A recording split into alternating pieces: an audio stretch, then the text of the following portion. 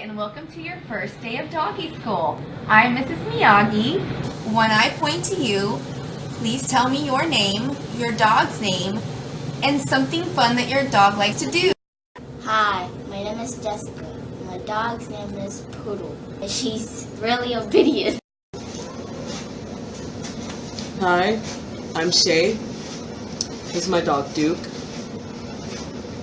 He's a weirdo. I don't know how to say it. I'm not trying to be rude, but I don't know. There's some strange happenings with him. He sleeps a weird way.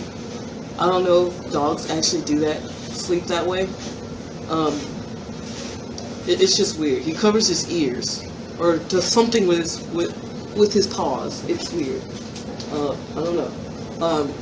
Also, he likes shadows. I don't know if dogs like shadows the way that he does. He likes shadows. He does this thing where he likes to bite his own hand. I don't know where he got that from, but it's there. He likes baths. He likes baths. So, I don't know. I've never seen a dog like a baths as much as he does.